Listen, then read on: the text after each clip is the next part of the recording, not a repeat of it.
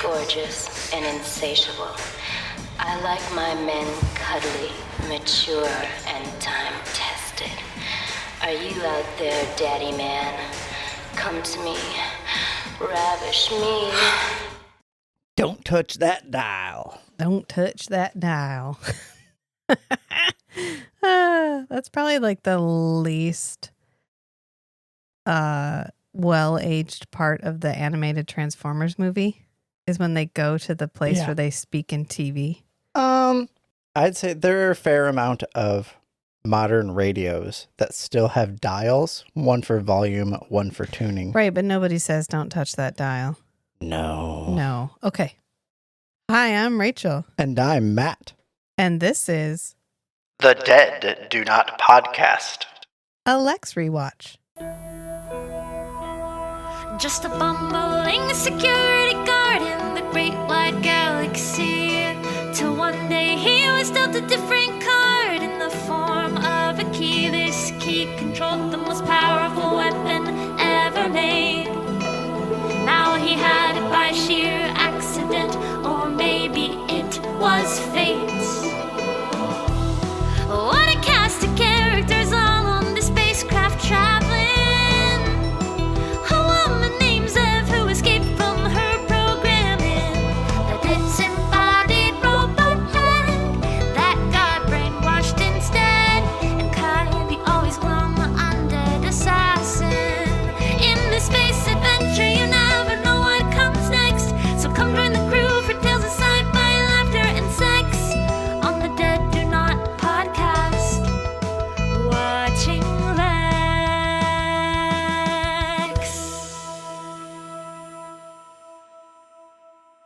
Oh, ho, ho. We are back again for Lexx Season 2, Episode 4, Luvliner. L-U-V love, not L-O-V-E love. That feels critical. Oh, yeah. Yeah. You know what I like about this one? Okay. There's no pretension about what this show is about. No. Season 3 or Season 2 so far has been Episode 1, which was establishing plot, overarching plot. We're not really overarching, but it was establishing plot. Kickstarting the second season. Yeah. But And then part of which is just continuing from season 1.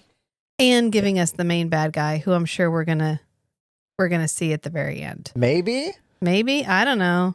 I'm sure at some point we're either gonna befriend Mantrid or kill Mantrid. I don't know.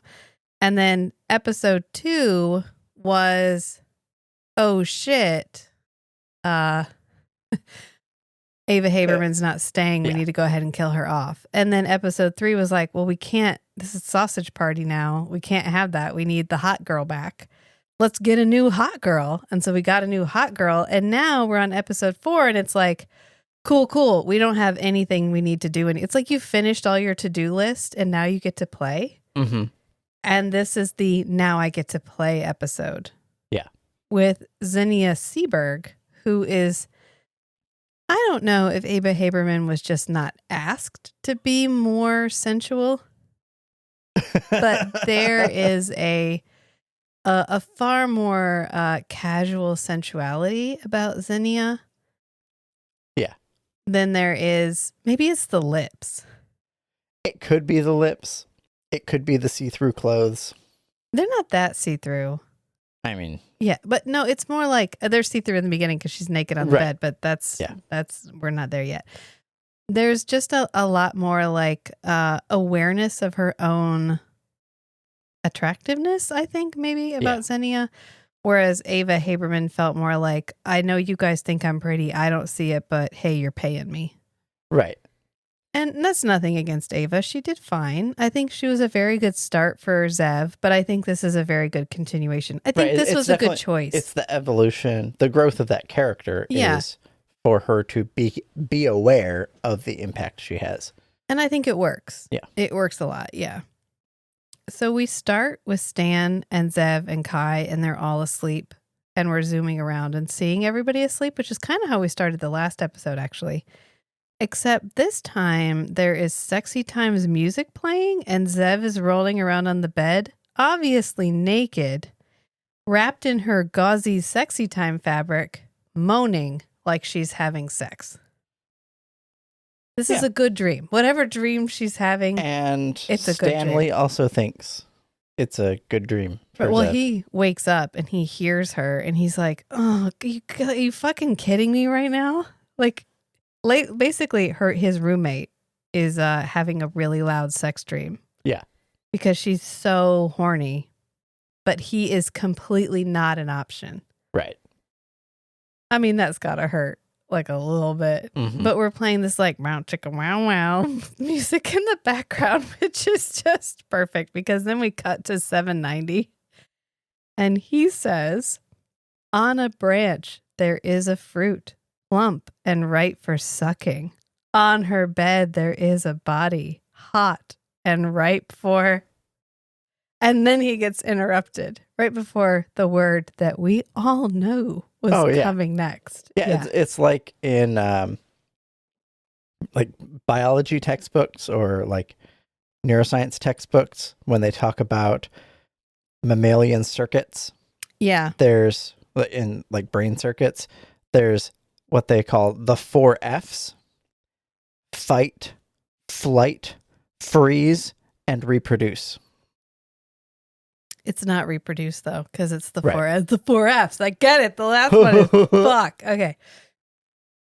Yeah, that's the word he didn't get to say on network television, but got to come so close. I love how we can't say the F word, but later we can say retard. Well, it's the 90s. Welcome to the 90s. It's almost the early 2000s. It's but now, 1999. and now it's the 98. opposite. Yeah. It's fine. But he gets interrupted by what is effectively porn malware because without any prompting, Lexx starts playing this video and then broadcasting this audio throughout the I feel whole like ship. 790 turned this on. Like he would interrupt his epic poem. Maybe he set some kind of subroutine in the Lexx to pick up on any sexy broadcasts and automatically connect. Sexy broadcasts. Well, what makes me think it started playing itself is that it starts playing at the beginning. Yeah. He doesn't interrupt a continuous transmission. He gets like a full video because it's a woman dancing in this like leather harness thing. And it's like 1 on 1, 2 on 2 as this like even more sensual music plays. And I love this because this is Lexx going, we're done fucking around. It's time to fuck around. Everybody ready? Here we fucking go. Episode 4 of the second season. Yeah. And I want to point out that I own exactly one physical porn magazine. And it is a Playgirl magazine. And I own it specifically because there's an article about Forever Night in it. But it is the College Hunks edition of Playgirl. And every man in this looks exactly like he walked off of the pages of my College Hunks Playgirl. From the 90s. Which I only own for the articles. Trust me, it's from the 90s. I really do only own it for the articles. These people look like they're fine. It's fine. It doesn't matter. Anyway, I just thought it was interesting. The guy that goes 2 on 2 has this like long crimped hair. And I was like, oh, I recognize you. Are you in the College Hunks edition from 1996? Yeah. And then it goes, you on me on you. And then we get more moaning from Xev and sexy time voices are continuing. We're like, this is a long scene. It's drawn out. Where we're listening. Yeah. They take it slow. One might say. They ease into it. Yeah. They really get everybody in the They mood. really get everybody prepared and, ready to accept the long, hard storyline that they're getting ready to hit us with. Because it's like, here's video, here's imagery of different parts of Lexx where this is playing over the speakers that everyone can hear it. It's not about the size of your plot. It's how well you use it. Right, but you can't get to England in a rowboat. So it keeps going. Be careful. I'm slippery when wet. And then a guy goes, I've been waiting so long and it's so hard. I just love this so much. And then he goes, my name is Cortano and you can call me the pulse python of passion. I am young, tan, cut and buffed. And then 790 goes, and unwelcome. This is what makes me think 790 did not invite this. Right. Because he is immediately like, no. You're going to take Xev from me, and I'm not okay with that. I bet they're broadcasting it as like an emergency beacon. Oh, so it just cuts through everything? That other ships will automatically connect to it. Yeah, kind of like how sometimes when ads show up in podcasts, they are the automatically inserted ads, and you as a podcaster just opt into categories, and they have a problem with people miscategorizing their ads so that they will show up in the types of podcasts that wouldn't normally advertise for that type of product. Yeah. Like that. Exactly like that. But the man continues. He's like, I'm looking for a woman who doesn't tire easily. And for fair warning, ladies, you may never walk again. I've got the love gun. Are you next on my hit list? Red alert. Massive object approaching. This is so good. This is long, almost uncomfortably long. Oh, definitely. Can you imagine you sat down, like you watched the first 4 episodes of season 1 and you were like, well, that was kind of fun. It's kind of a quirky, this is kind of, okay, great. You know, this is a Canadian it's a quirky sci-fi space show. adventure show. Okay, let's go. It's airing on like the Sci-Fi Network of Canada at the time. It wasn't the Sci-Fi Network. It had a different name, but it was like a sci-fi fantasy network. And you're like, okay, Dad, like, let's sit down and watch this sci-fi show together. I think you'll like it because you like all these other sci-fi shows. Yeah. And it's like, caution, ladies, you may never walk again. Well, here's the one I do like, because finally it switches to the woman talking. And she goes, I like my men cuddly, mature, and time-tested. Are you out there, daddy man? I was like, oh, same. I just love that line. And Stanley, who's of course sitting up and listening to this whole thing, like, okay, all right, you are speaking my language, stands up like, my time has come. I have been summoned. I am time-tested and cuddly and mature. Correct. Maybe that's why I like Stanley. Might be. Yeah. I don't know. I feel like I'm going to be unpacking this for the next, 70 some episodes, however long we have to go. I'm like, I don't know why, but he looks really nice and I don't know what's happening. And I just need to think, I need to sit with that with myself. But finally, Xev stops moaning in her dream and wakes up. And she wakes up to, where there's meat, there needs to be motion. Finally, the ad does wrap up. It's like, Luvliner, we're wide open to everything. And then it shows the like the little Luvliner image of it covered in neon, and it looks really fun and nice. And they're like, oh, we have a hot pool that's always clean and warm and ready for you to hang out in it. And 790 goes, ew. 790's onto their shtick. Yeah, 790's like, all this is gross. We're going to regret this completely. And they're like, shut up, 790. You don't even have a dick. Yet.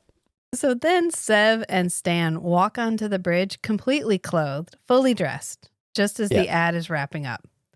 And it says, you can find us in the Queep sector, but it almost sounds like Queef sector. And this feels really close to last episode when they were like, big dick, but the subtitles said like big tick. It didn't say big dick. It said something else. And this said Queep sector, but I'm almost positive this is supposed to be Queef sector. Mm-hmm. That requires no further explanation, and I will give none. But if you don't know what I'm talking about, Google that. So then Stan goes, Lexx, did you get those coordinates?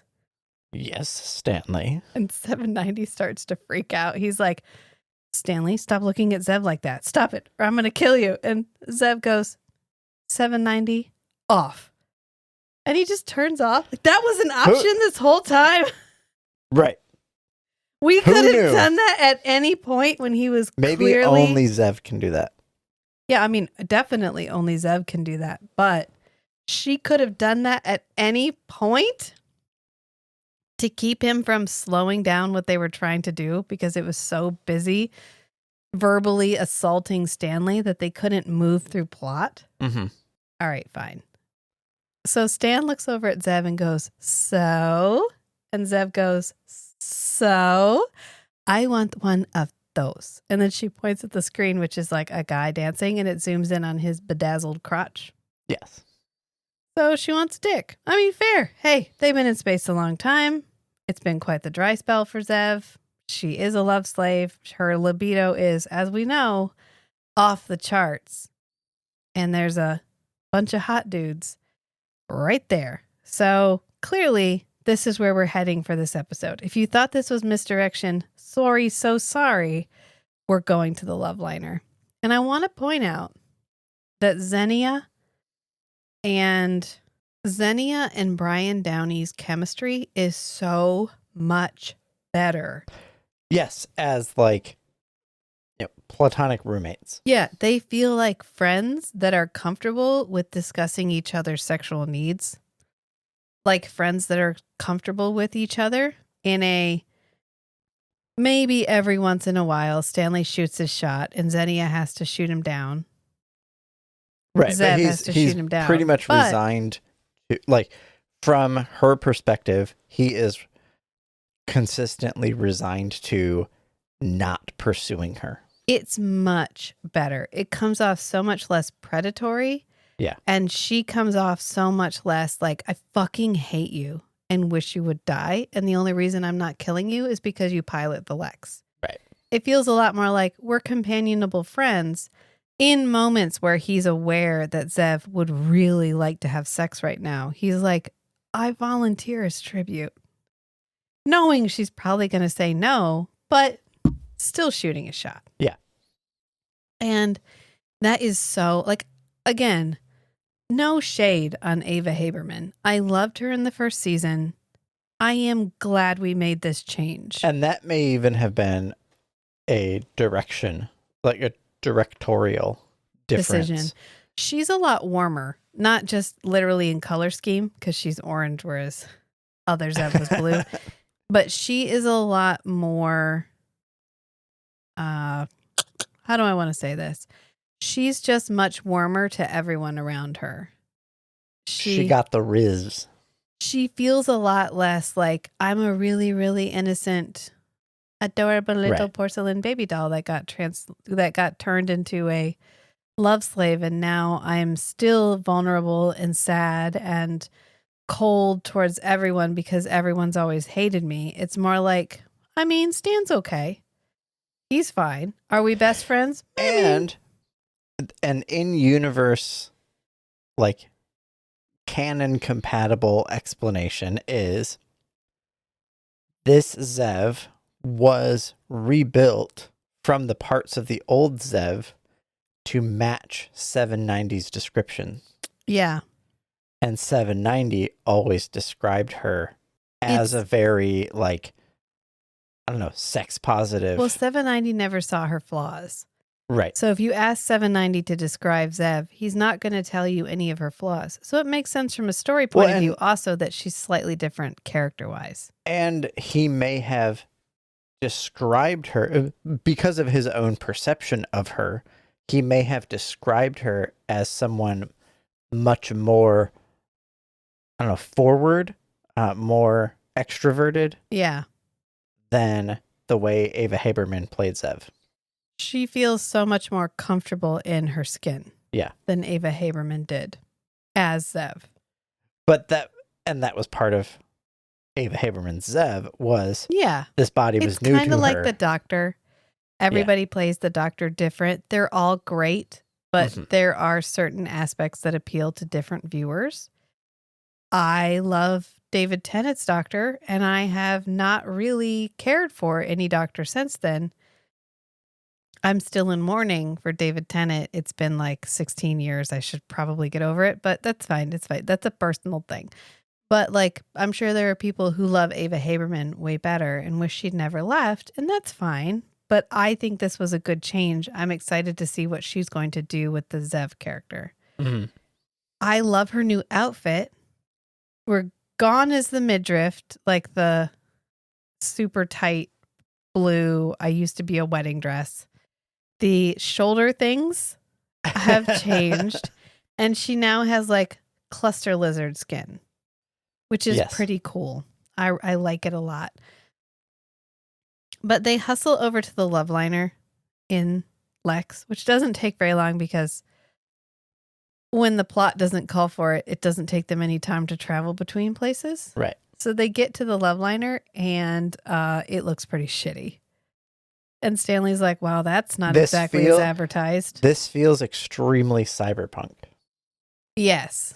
The like shitty space brothel. Advertised as this shiny, when it's advertised as this shiny, high-tech, hot and sexy people venue, and then you show up and it looks like a back alley. It's a bad brothel. Like it's a nasty low rent, like human trafficking brothel. Yeah, with like trash on the floor and grime on the walls right. and lights flickering and yeah. Yeah. And they're like, well, I mean, we're really horny. Let's do it anyway. Right. So they contact the Luvliner, and then the asshole at the door, whose name is Schlemmy, refuses to serve them because they're broke. Which, even though the Lexx is 20 times the size of the Luvliner, it like I'm okay. In my head, the Lexx has some kind of resources. Like it produces like you go to the mess hall or whatever, and you say, "Hey Lexx, give me spaghetti." Yeah. And it can produce spaghetti for you. I bet there's another room they just haven't found yet that's like, "Hey Lexx, I need this kind of currency. Well, Stanley Please says produce that." Stanley says we have stuff to trade. He goes, "We have things I can give you in trade." But I bet there's things that they just don't know enough about how the Lexx operates, and the Lexx has had its memory wiped. I'm sure we're gonna sort out the money problem eventually. Yeah. Eventually, they're going to be like, "Oh, Stanley, here's this room that produces gold wafers that are substitutable as currency in every major system." I'm not sure, because if you think about it, this ship is designed to carry the Divine Shadow. The last thing on the Divine Shadow's mind is legitimate trade, like money as a representation of value. I'm thinking of the amount of material that the Lexx consumes. Oh, yeah. And it does it shit out the gold, or does it save it somewhere? It has all this capacity to... So we've established in previous episodes, not that that really holds any weight, but we've established in previous episodes that the Lexx can filter out the valuable things from what it eats. Yes. As in the pattern episode. Or not the pattern episode, but when the final episode, Stanley had himself get eaten. Yeah. And the Lexx filtered him out. So I'm sure there's a pile of precious metals and things that the Lexx has consumed and filtered out as valuable items. And they just don't know any better. Because it's not documented anywhere. Right. And they weren't trained. And it's a huge ship. And have they had enough time to look around? Have they had the inclination to poke around the ship? I bet 790 knows, but he's not telling. He would never give Stanley valuable information. No. I think the important part here is that we don't skip the opening dialogue between them and Schlemmy, because Schlemmy pops up and they're like, "Well, we're here for, your services." And he goes, "Oh, okay, great. I got babes, boys, beasts, thinner, fatter, hunks, chunks, monks, twins dipped in batter, the wiggle, the jiggle, the ooh la la, people to spank you, and sheep to go bah." And he's doing all this with the most, just like, I'm so fucking bored. And Yeah, I'm he's so so fucking over over it. this. And then 790 insinuates that the sheep are for Stanley. He's like, oh, Stanley, they have sheep for you. And so Stanley goes, shut up, and punts 790 off the pilot stand. Which, fair. He's got to be grading. Oh, right? yeah. To be under that, I don't know, barrage of commentary For everyone in your life. every day. Everyone in your life to believe they are better than you, including the disembodied robot head. Yeah. That should not even be sentient, is only sentient because it received the programming for the love slave, who also, by the way, doesn't see you that way. Yeah. Mostly, this, though, is to get him out of the way so that Schlemmy does not see 790, because that pushes a certain amount of critical plot further down the road. So initially, they get turned away for not having money. So they do the exact same thing that they did at the medical station. Right. And this is a good example of where Xenia has a lot better chemistry with Stanley, because she goes, you won't remember this because you were frozen. But when we needed to get you medical care, all we did was give them a little demo. And she does this like finger thing, demo. And he goes, oh, demo. Like, okay, we don't even need to describe this. I know exactly what you're talking about. So he's like, Lexx, blow up that moon. And the guy's like, fucking whatever. You're just flying a giant bug. I fucking hate you. Who flies a bug? That's stupid. I know. And he goes, what kind of loser flies around in a bug? This is a sex satellite, not a, and I'm going to say it because they say it in the television show, but know that I never say this in my daily life. Not a retard depository. And 790 goes, how about just one? And this is when Schlemmy's like, who said that? And they're like, nobody. And he goes, oh, nobody, just like you. And then he hangs up. So they blow up the moon, and then the guy pops back up, and he's like, oh my God, it's Bob's Comet Day. Everything is free just for you guys. Happy Bob's Comet Day. Happy Bob's Comet Day.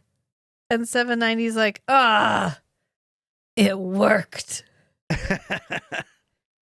So they, Which, I mean, I feel a little bad for Schlemmy having worked retail. which is obviously the complete, that's apples to apples. So yeah, go ahead.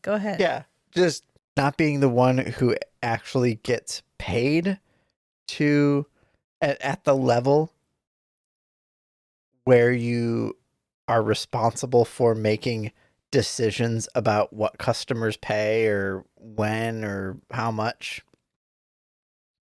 And then having somebody say, well, we need sex for free. Yeah, why are you not doing this thing? But like, I actually have no control over that thing at all. And then they blow up a planet or a moon. And then you just say, okay, I don't get paid enough to make demands of you now if my life is on the line. Come on, I'll give you a voucher. Yeah, it's fine. This is above my pay grade and my boss is not responding, so. This is a lot like working retail, actually. Yeah. Yeah. So they moth over to the Luvliner, and Xev says something pretty prophetic. She's like, I don't know, Stanley. Historically, you don't have much luck in places like this. And Stanley goes, I have a feeling my luck's about to change. And so Xev replies, let's hope so. And spoiler, guys, it's not any better. So we cut to the shabby lobby full of very shabby people. I feel really bad. This is a rock bottom sort of place. Yeah. Yeah, like in episodes like these, I get like scenes playing out in my head of like the casting call. Oh, yeah, where you're like you're going to be down on your luck. Yeah. We need like a homeless, overweight person to fill this role. And you are just the right person to act as this character. This is where you really can't think too deeply. It's kind of like we saw Kaja Full at the Stratford Festival this year. And Steve Ross was the main character. He played Alban, and he was transcendent. Magnificent. I mean, that I will think about that show for the rest of my life. Yeah. The costumes were phenomenal. He had to sing a song while applying fake eyelashes. Correctly. I cannot even apply fake eyelashes in real life in a mirror, not on stage. And then just every line was beautiful. Everything about it was perfection. And he gave this absolutely heartbreaking interview about how this was his one chance to be in the spotlight. The leading character. The leading character, because he's a taller, a little bit on the heavier set fellow who just is really good at acting and loves acting, but does not fit all the physical characteristics that we typically associate with leading men. Right. And so he has never gotten the chance to be a lead in a play before. And this was his moment. Especially like the premiere show for the festival season. And he crushed it. Absolutely nailed it. It was so good. And you think about, he's the type of guy that would respond to that casting call. It's like, you can be in this television show, but you're going to be the dude sitting by the nasty pool who has to go, "Hey, lovely, you want to have a dip?" And she goes, "No, thanks." Right. And you're like, oh God, like how many of these people, like I get it. It's kind I saw a funny thing about if you were over 6 foot, if you were over in 6 New foot Zealand? in New Zealand around like 2000 to 2003, you had no chance. You had to be in Lord of the Rings. There was no choice. You were an elf. I mean, some of it is just like, oh, it's fun. I think I'll do that for the day. But like some of these people would love to be in the place where they could be Alban.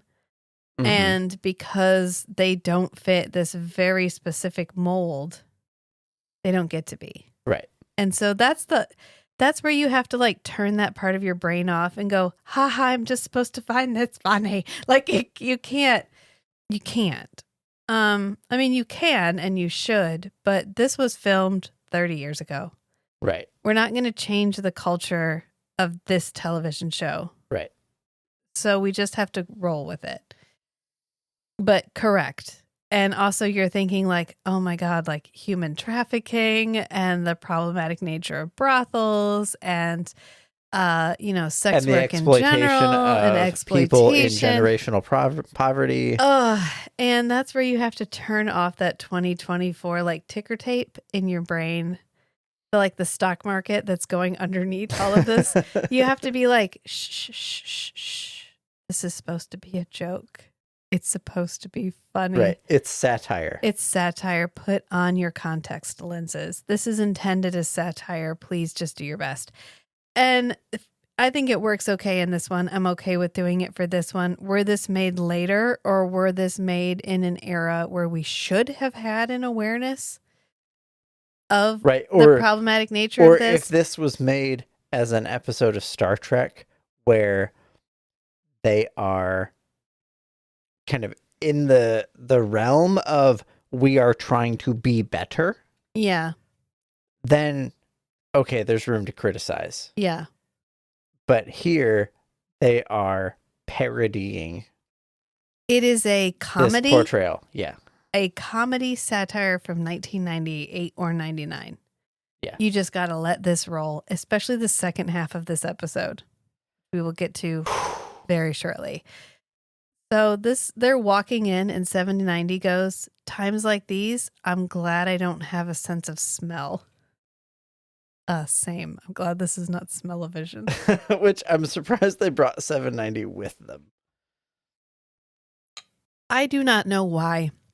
It They generates choose to bring some plot, but it does, but it doesn't make sense the number of times that they carry 790 with them, unless 790 is the pilot, which I don't think he is. No.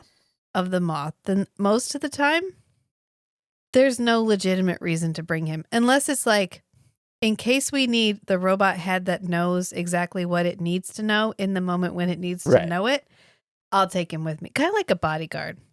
Like a bodyguard or the Hitchhiker's Guide to the Galaxy. Like Always the have a book. towel. Oh, he's their towel. Yeah, he's their encyclopedia. Yeah, yeah. I mean, that makes sense. It's fine. So they watch this guy walk up to the cage, which has Schlemmy behind it. And he's like, come on, man, I'm good for it. Like, just let me. I just need to finish my time. Yeah. And he goes, man, no, you don't. And so he electrocutes him. And then as he like falls off to die, he goes, that's right. Die slowly, buddy. You're like, oh, Schlemmy's a good guy. Oh, okay, good. No, I got that now. So they walk up. And Schlemmy is like, oh, hey, who's your friend? Looking at 790. And 790 is like, oh, my name's 790. And he goes, whatever you say, buddy. I'm easy. This is funny when you watch it. And then you realize what joke this is setting up for you. It gets harder to listen to. Yeah. Yeah. And then he's like, well, that's a really big fucking ship. There's only 2 of you. And Stan's like, well, I mean, like 2.5. And Xev goes, I mean, there's 3, but there's Kai, but he's no fun. He's an assassin. He's no fun. He's an assassin. I'm going to tell people that. He stayed on the ship. Because I got to tell you, I'm fun on podcasts. I'm fun in certain situations, but there are moments when I'm not the most fun person to be around. And I recognize that in myself. And I just need to tell people it's because I'm an assassin. You're an undead assassin. Yeah, sorry. I'm so sorry. I'm just not feeling this party right now. I am an undead assassin. But he ends up giving them 3 keys. He's like, well, it's Bob's Comet Day. Happy Bob's Comet Day. Let me give you your keys. Which I appreciate that he followed through on the bit. They're definitely dicks, though. These keys are dicks. Oh, 100%. Yeah. We have a laser cutter. We could make these keys. Ooh. I'm just pointing out. These are a thing that we could have. Yeah, if one day we ran a motel, we could have keychains. Listen, if we had dick-shaped keychains for our motel, it sends a certain message. And I'm not saying that message is a bad thing, but it is not the message that we personally would like to send for our motel. I had no shame on sex work. I have spent a lot of my life unpacking my feelings about sex because I grew up so entwined in purity culture. And I think we all as a culture need to step back and recognize the fundamental need for sex work. Because if you think about a lot of people right now who do not have a lot of emotional or They're intimate. starved for connection. They are starved for connection. They are starved for physical touch. Mm-hmm. And because we have vilified the idea of seeking that out as a transaction. Right. Isolated available. Just to the physical. Correct. Yeah. And I just think that that's something that we all should step back and think more deeply about. Because clearly it's not going away. We literally call it the world's oldest profession. So maybe we all figure out why it's sticking around so long. And then, I don't know, make some changes. Make some changes. So after he gives them the 3 keys, which are definitely dicks, Stan does the point 2 fingers at his own eyes and then point 2 fingers at Schlemmy and then point 2 fingers at his own eyes, which he doesn't actually do, but metaphorically, because he tells him that the Lexx is set to blow up this ship if they aren't back in 2 hours. And the guy agrees that that's a great precaution because you can't trust anyone these days. Starved to physical touch. So it's finally time for them to go get some services rendered. After all this lead up, after the 45-minute long porn commercial at the beginning, which was oddly... It's time to put the penis key in the vagina keyhole. The heart vagina. I mean, metaphorically and literally. Yeah. Yes. Yeah. Yeah. Because they walk up to their respective doors. Because he's like, gentlemen over there, ladies over there, robot head in the middle. And they're like, KK. So Xev takes 790 to a room where he can theoretically get services rendered. And he's like, but Xev, I only want you. I do not consent. She's like, "You're fine. It's fine. You're gonna have a great time." I want to point out this isn't the moment where you have to a little in your head because 790 is completely defenseless. He is literally just a robot head. Yeah. He cannot leave. He cannot defend himself except through vitriol. There are moments where he can wirelessly access things, like in the Lexx when he can use the navigation stuff and you see him moving the cursor around on the viewing screen. But other than that, he's pretty much alone. Well, the partner selector here in the room, he uses that wirelessly, even though Xev and Stanley both have to touch it. So he can talk to that wirelessly. Yeah. But that's the only thing. But nothing else in the room. Yeah. Yeah. Well, Xev goes, "Maybe you can get your neck stop rubbed by a lady robot. Won't you like that?" And he's like, "No, because I only want you." So she sticks the key in the badge lock, which is what it is. And poor 790, who really doesn't want anyone but Xev, gets like shoved on a pile of chiffon on the bed. And she's like, "Peace out. I'm going to go get laid," and leaves. Which is like 790's worst nightmare. He's alone on another ship. And he doesn't even get to watch Xev. Nothing. He gets left alone while she goes off to have liaisons with somebody else. So we cut to Stan, and Stan's key does not work at first. So he has to like thrust it repeatedly into the keyhole. Symbolism. I said he has to thrust it vigorously in my notes, which is true. And eventually the key opens the door, ba-doop, and it does this barrel turn where you have to, the door turns, you stand in it, and then it turns back. It's an interesting idea for a door. It's terrifying because you can't open that door without the key. There's no way to force that open. Yeah. And this room is gross with a capital GROSS. Gross. I have a thing about dirty textiles. Right. Yeah. You and just used textiles in general. It's a thing. But then the implication of what has been done near, on, or with these textiles. It's bad enough for me to theoretically be aware that this textile might be dirty. I have a hard time sitting on couches at friends' houses.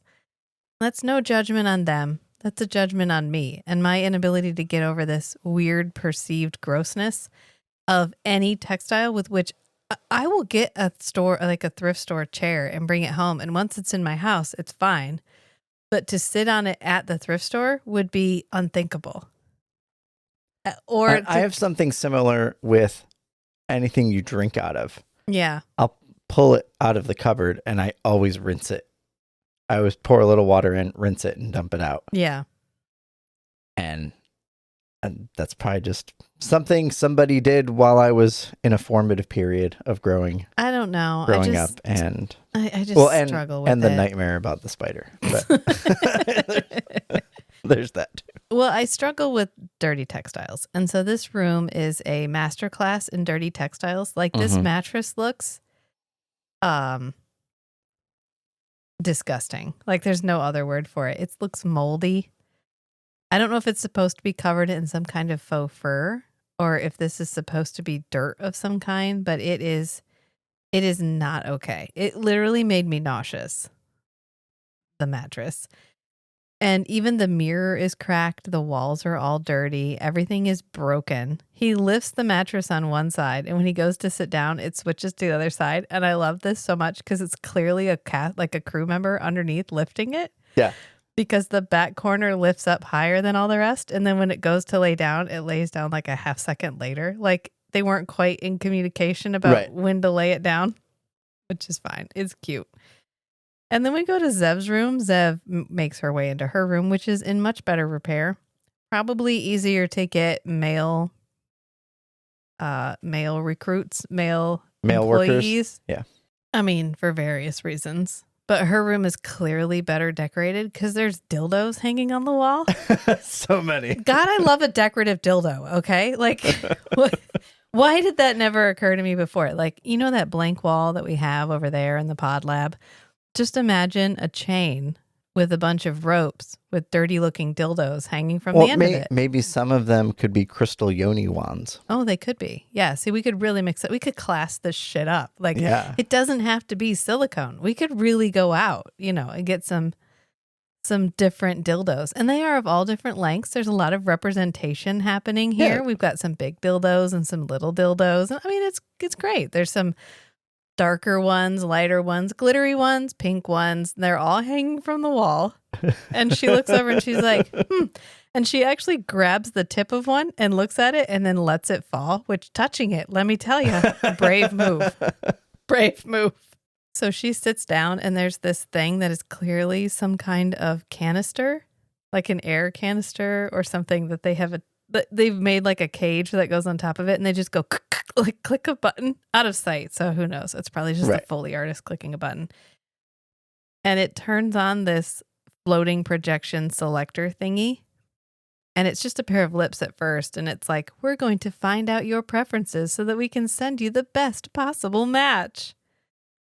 And now we get a scene where we're cutting between 790 and Xev and Stan all making their selections. And 790 just keeps repeating, I want Xev. I want Xev. And it's like, okay, you want, like, what do you want? A toaster? Like, Xev. So it shows a toaster. It shows a blender. It shows his own head. Meanwhile, Xev has a selection of hunky men. Like, because she goes, muscles. That's what I want. I want muscles. And it's like, okay, I can handle that.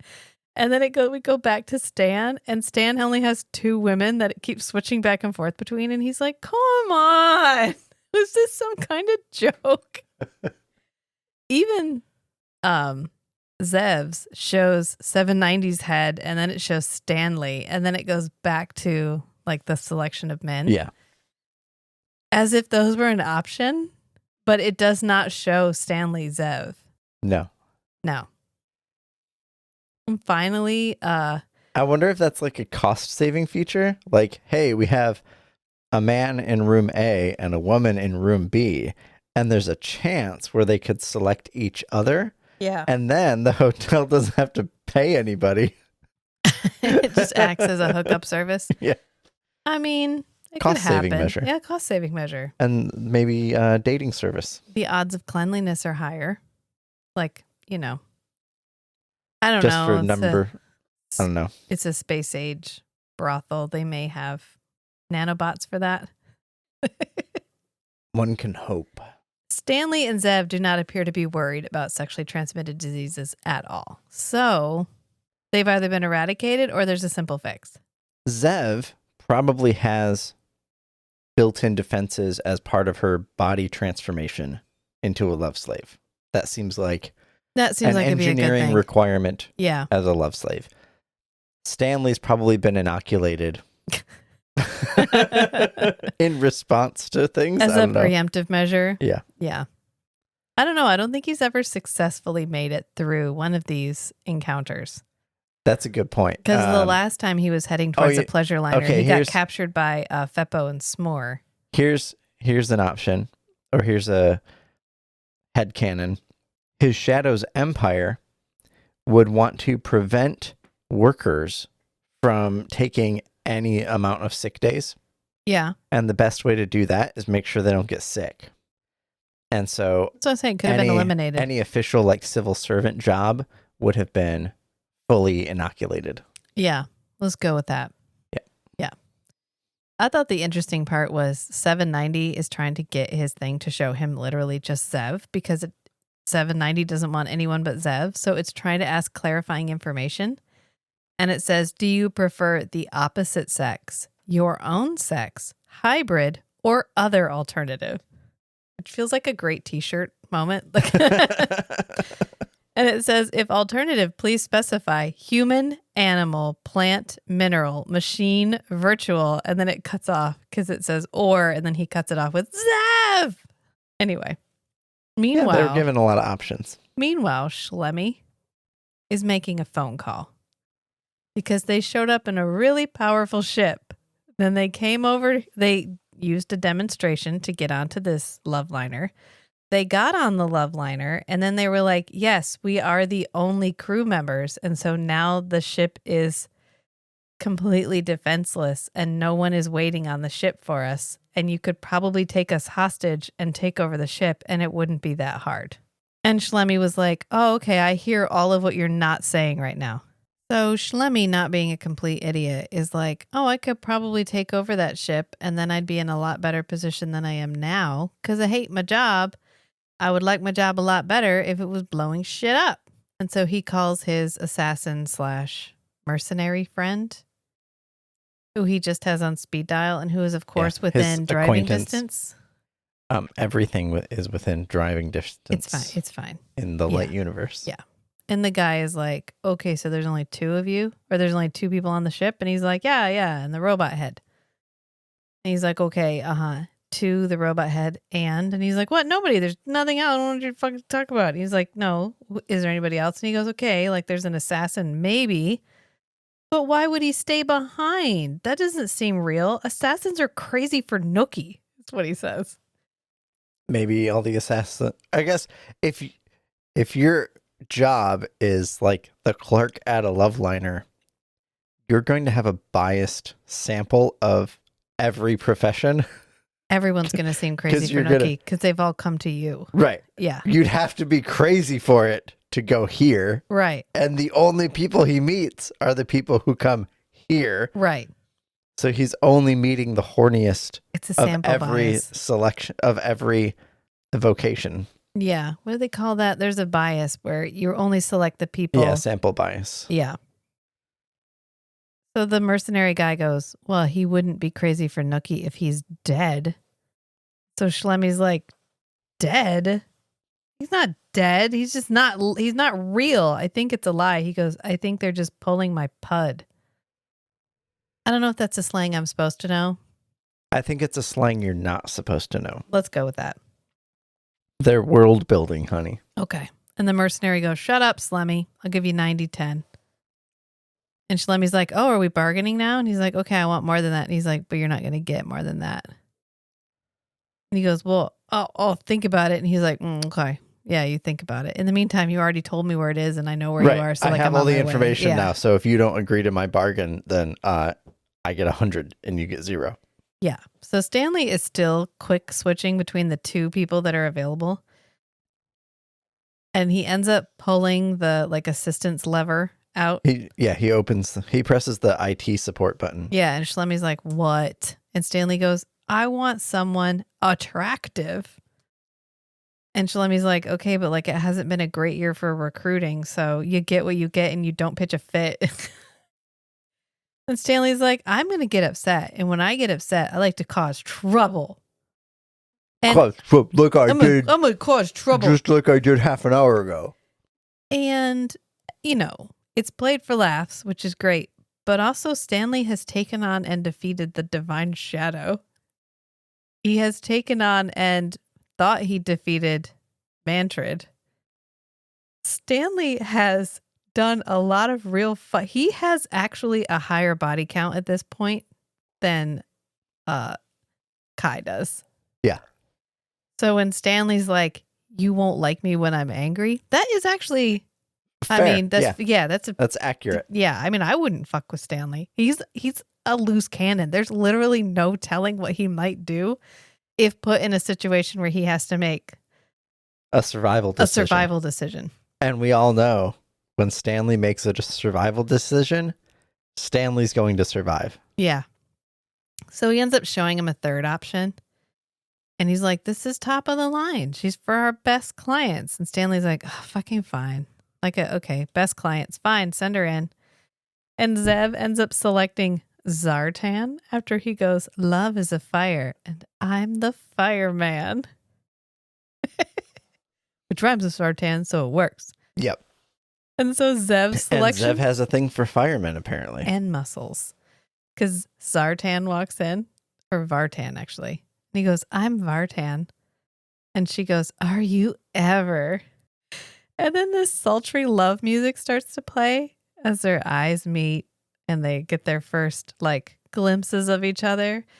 And it's only slightly ruined by the array of dildos hanging on the wall directly behind their heads. That's a subjective influence. I mean, I'm sure there is a situation where that's a very romantic moment. Mm-hmm. Look at what I have hanging on my wall. Can you tell why we are here? It sends a very specific message. It's like you walk into a woodworker's shop and they have all their tools hanging on the wall. Right. Like really nicely sharpened chisels. Neatly arrayed, yeah. Except it's rusty chisels. And you're like, I don't know, are you a good carpenter? I mean, maybe these are literally the highest quality paraphernalia available. That's true. You know, with the death of most of the known universe, I'm sure manufacturing has really suffered. Mm-hmm. Yeah. So the sultry love music continues, and Xev tells him that she was transformed into a love slave, but that she still hasn't known love. And then we get into this slightly, how do I want to put this? Virginity is never my favorite plotline. I like virginity as a plotline in one very specific television show setting and in no other. Okay. And that is Sense8, which is a great television show. And someday, you know what? If we want to do a sex positive podcast, Sense8 is the one to cover. That's a good point, yeah. But one of the characters gets married, I think in the first season. And then in the second season, she and her husband go on a romantic honeymoon because she still has not had sex with him. Because it's an arranged marriage, kind of. It's a cultural thing. They have not consummated the marriage yet. And so she is starting to feel scared of losing her virginity because it is a thing that has defined her. Right. And so she ends up sort of vibing with another character in her cluster, which is a whole thing in Sense8. And she's like, no, sex is a way for you to know another person, and it is a way for you to know yourself better. It does not make you less. It makes you more in touch with who you are. And so she ends up working through her fear of it in a very sex-positive, anti-purity culture, but also no pressure to engage in anything you're not interested in engaging in way, which I really, really enjoy. Mm-hmm. And I'm okay with this because we know that Xev grew up in a box. That's canon. We know that Xev had a very traumatic, like her husband sent her off to be liquefied and fed to the divine shadow. So far, Shadow. her relationships have not been great. But this becomes a part of the second half of this episode in a way that I don't love. And, okay, but that's not right now. Right now, it's sort of played for laughs because she tells him that she's still a virgin. And he's like, what? No way. You are too fucking hot to be a virgin. And she's like, no, it's true. But I'm not going to be one for much longer, right? And so she grabs his dick and we cut back to Stan. She is not clinging to her virginity at all. She's ready to move past this and start enjoying what she is, which I like. But we cut back to Stan and Risha arrives.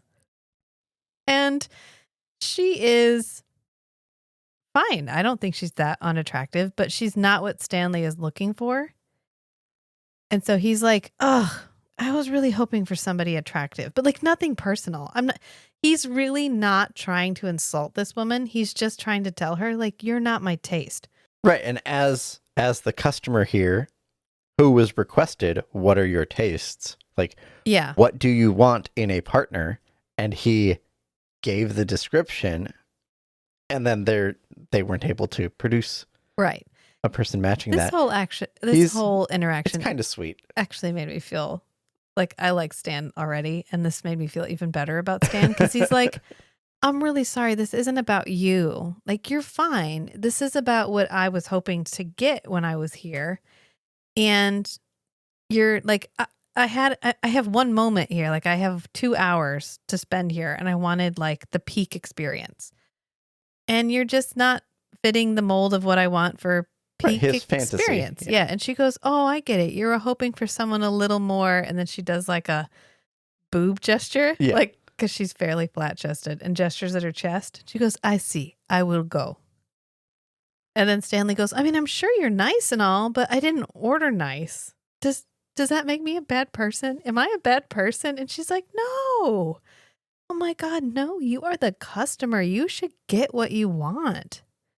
Do you really find me unattractive? And he goes, you're not as attractive as I'd like, to me anyway. And she's like, oh, okay, no, I get that. It's totally, yeah, I totally understand and what she's doing. And this is a really well-written moment.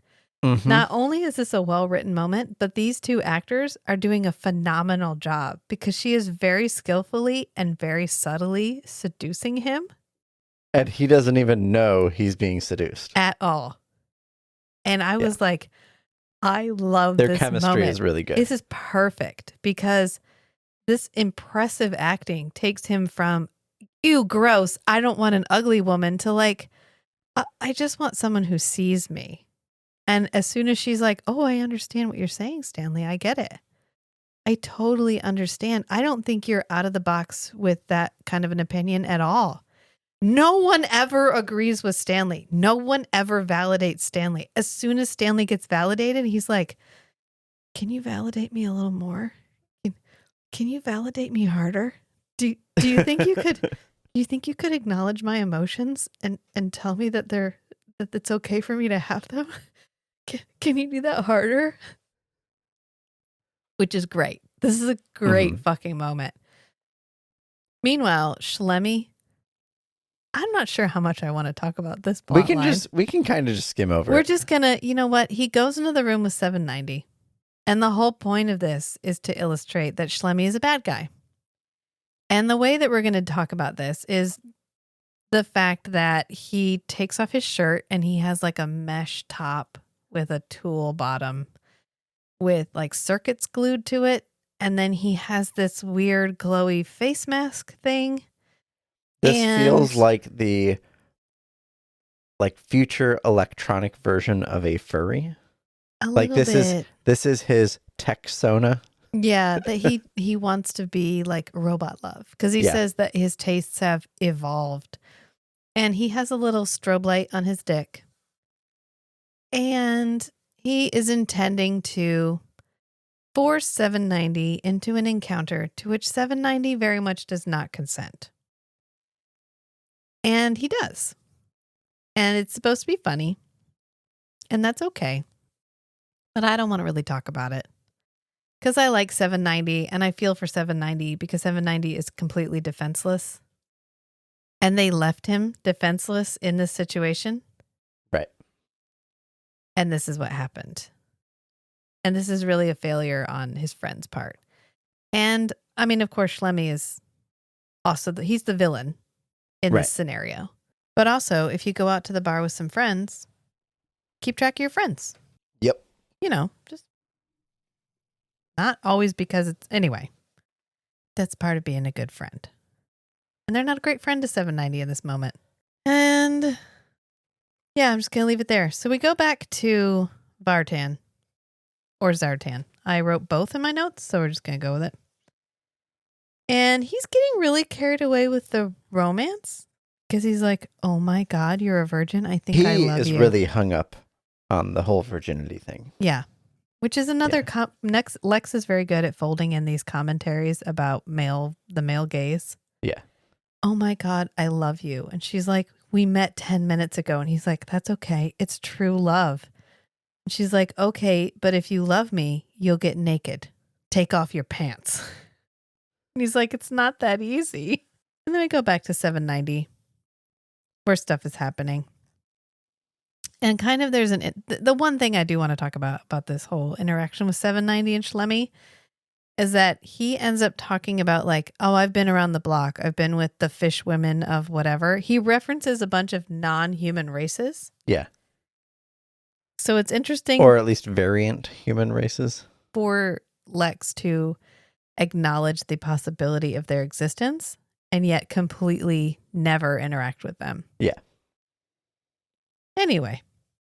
Bad dude, TM, whose name I don't think I ever caught, arrives on the Luvliner while Risha is busy seducing Stan. And she goes, well, actually, Stan says to her, I'm sorry I wasn't nice when you came in. I was ugly and insulting. And Risha goes, "It's okay. I know I'm not the prettiest flower in the vase." And then they like laugh together. And Stanley goes, "I mean, neither am I." And then Risha goes, "But I could make you very happy if I was given the chance." And Stanley's like, "Oh, yeah. And I think I could make you happy too. At least I hope so." And Risha goes, "Stanley, I have something to tell you. I actually find you very attractive." And Stanley's like, "Aw, this is so fucking cute." I was so invested in this relationship and in what was happening here because it turns out all Stan wanted to be was to be seen. And that was actually the most sexy thing imaginable for him. Because as soon as she says, "I actually find you attractive," he goes, "You do?" And she goes, "Yeah," in an unorthodox kind of way. And then the bad dude comes in and vaporizes her. And I actually went, "No." While we were watching it, like, Yeah. no. Oh, fucking come on. We couldn't Give have him a left her. chance. We couldn't have left her to come back later. Right. You couldn't have knocked her out. You had to vaporize her. I was so mad. And this is where the episode took a bit of a turn for me because I was, okay, this was funny. I was invested. I was willing to put on my context lenses and just enjoy this moment. And then from here to the end, it's rough. It was pretty fucking rough. From here to the end, I mean, this episode is as far as anyone has gotten to commandeering the Lexx. Yeah, they do. They do actually Yeah. commandeer the Lexx for a short period of time. But I'm talking about the rape overtones Oh, for yeah. the rest of this episode. Because not only is 790 now in the process of being assaulted, but that's what the whole interaction between Bad Dude and Xev becomes. Yeah. Because Bad Dude ends up getting Stanley and going on a vaporizing spree. And he finds 790 with Schlemmy. And even Stanley looks really grossed out and mildly ashamed about the scene that they walk into. Yeah. And then we come to Xev, who is trying to wrestle Zartan onto the bed. And he's like, "But wait, true love. We have love. We can't have sex. We have love." And Xev is like, "No, we can have sex and love. It's fine. Let's have sex and love." And Bad Dude breaks in and vaporizes Zartan, which was sad, but not as sad as because in a reversal, Zartan was not listening to Xev at all. Right. Where Risha was very carefully listening to Stanley. Anyway. And then Schlemmy tells the Bad Dude that Xev is a virgin because he has been listening in to the room. And that's why they decide to spare her because he goes, "I like to experience the new." Gross. Gross. Then we cut to a bunch of rich dudes with IVs.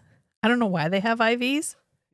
Maybe it keeps them young. I love the black room, though. We don't want to build a set for this. Who gives a Right. shit? Just hang a couple of curtains, Keep it turn down the light. mysterious. It's fine. Why do we need a set? We don't need a set. It's totally fine. But they're playing some kind of game which looks like roulette, but isn't actually roulette. Nah, whatever. That doesn't matter. And Schlemmy shows up on the screen. You know what? They could actually just be in.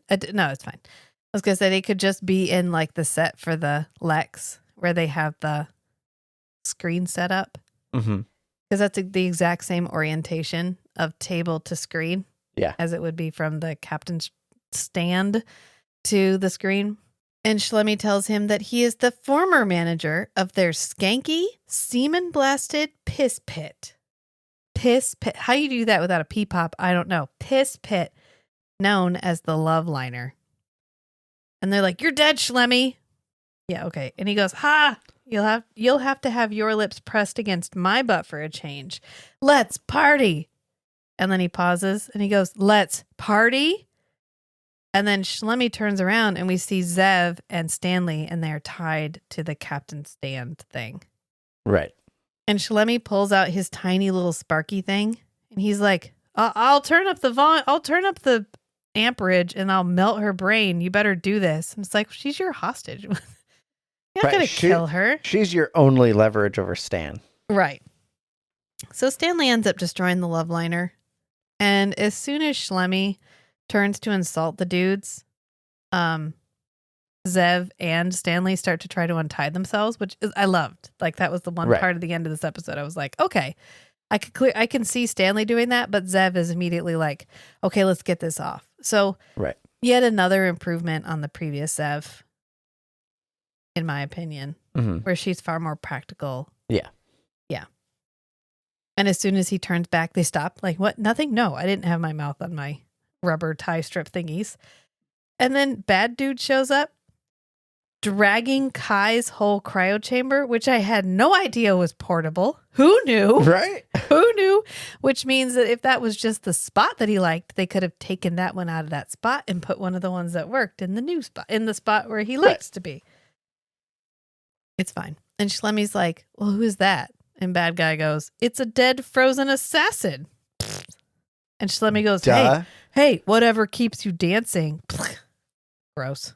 And bad dude goes, you moron. Don't you know who these people are? They're the ones who stole the Lexx from his shadow. And Schlemmy goes, yeah, so the divine shadow's dead. Hey, now we know that the rest of the universe is aware that the divine shadow has been defeated. Yeah. That's useful information. It is useful information. So the bad guy goes, yeah, but this guy right here, this fucking guy, is undead, and he can still get up and kill us, and this gun that I vaporized half of the Luvliner with will just give him a warm feeling inside, and that is continuity. Hey! I love that for us. Yep. Because when they destroyed... Because he's using a gun from his Shadow's Empire. Yeah, and because in the Luvliner, he destroys a door. Yeah. And I thought, oh, great. Now we're going to be able to use that to destroy whatever. But no. It was carbonized steel. Yeah, it was. Well, Kai contains neither carbon nor protein. I'm curious to find out what he might be made of. But the bad dude goes, I heard there was one of these guys on this ship. And Shalemi's like, what? How the fuck did you know? He goes, because I'm ambitious. Okay. I read. I read. God. What's the meme from the kids on the King of the Hill where it's Bobby standing out the window and his teacher comes out? If those kids could read, they'd be really offended right now. Yeah. But the guy goes, because I'm ambitious. Obviously. Oh, that's not an answer. It's not an answer at all. But I love that that was the answer. Because I have ambition. And it's a response. And ambition. Maybe ambition is the name of his like shortwave radio. I have an Oh, yeah. Yeah.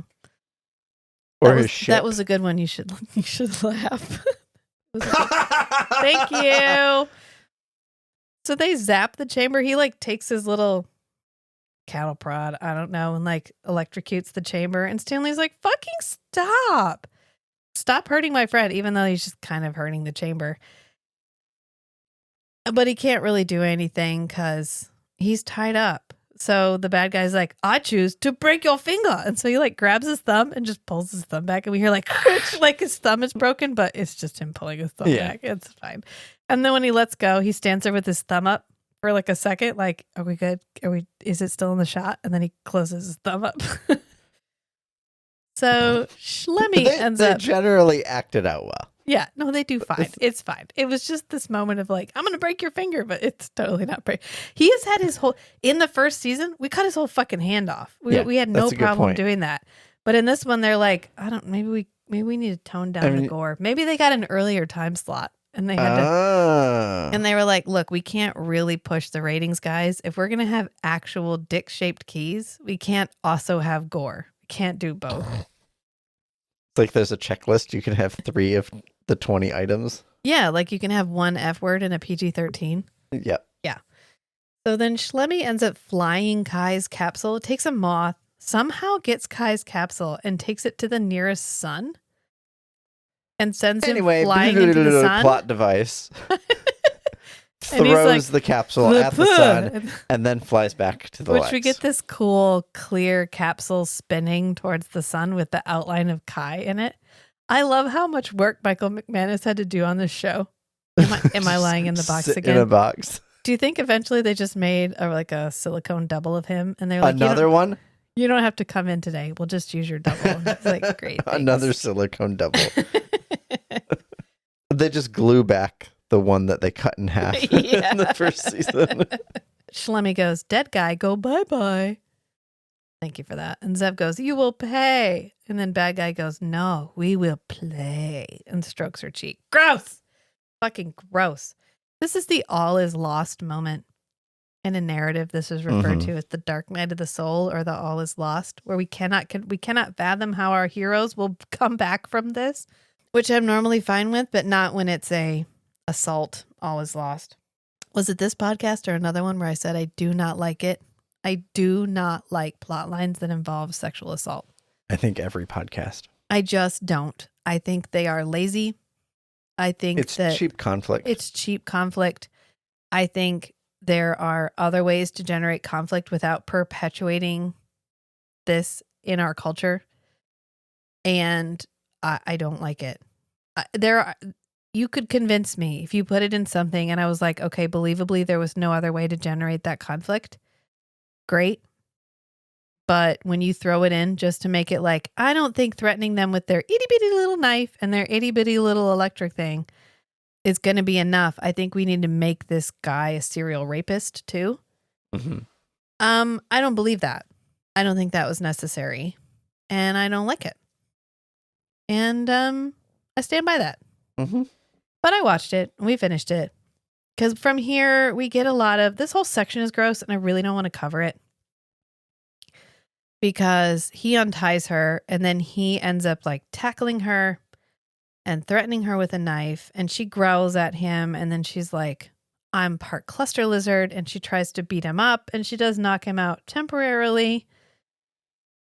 And Stanley, proving once again that he can think his way out of a problem once his survival instincts are like, Stanley, you will die if you do not fix this. He's like on it.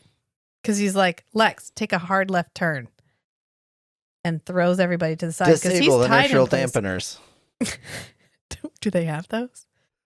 I don't know. Who cares? It doesn't matter. They turn left really fast. Since he's tied in place, it doesn't matter. But everybody else gets tossed. And then he turns them back to go get Kai again. Because they were going to the planet where those dudes with IVs were to blow that planet up. Right. But they end up turning around and going back after Kai. And so Shlemi is like, go back, like turn the course back, like go back on the course I told you to go on. And Stanley goes, and he's like holding the electric thing up to Stanley. And so Stanley goes, okay, Lexx, I command you to get that cryopod. So Lexx zooms off to go get Kai.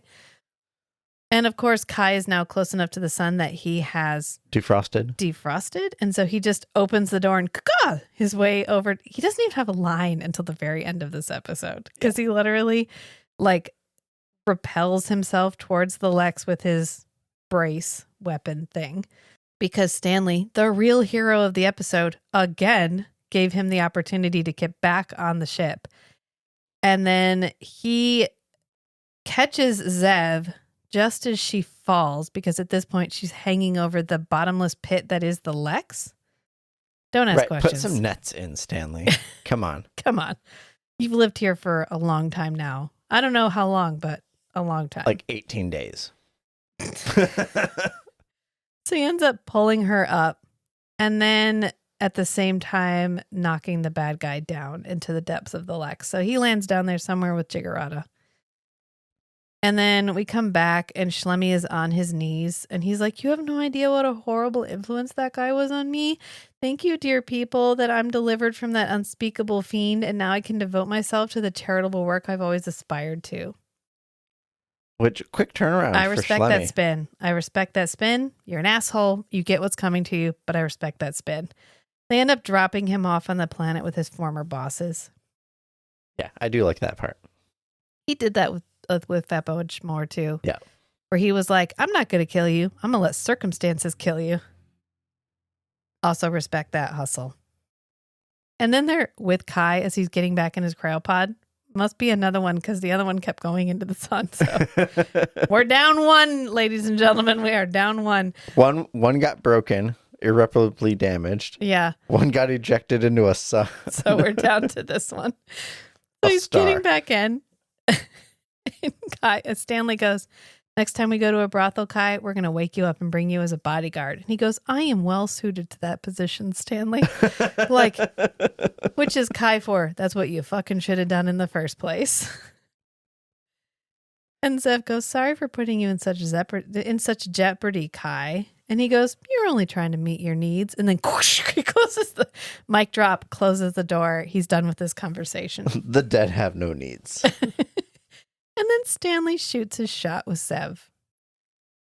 And I'm okay with this because they both just clearly communicated to each other that they had sexual needs and they didn't get met. And he's like, I mean, I'm here.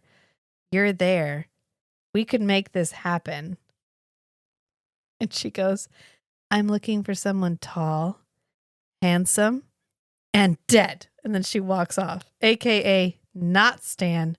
Could be Zartan, though, because he is also tall, handsome, and dead. That's a good point. Could be Kai, never Stan. And then that's the end of the episode. Yeah, I knew going into this one, like recording, that we weren't going to have a whole lot to say because of the themes. Yeah. The absolute shining moment of this episode was the Risha and Stan interaction. Absolutely. And I will hold that in my heart for a long time as a really good moment for Stan, where he both recognized that he had a desire for a certain type of woman. Right. But that there are people that can give him that. Yeah, but that was problematic or potentially problematic, and that it was not okay to express to this woman boldly and blatantly that he was not attracted to her because she was not attractive.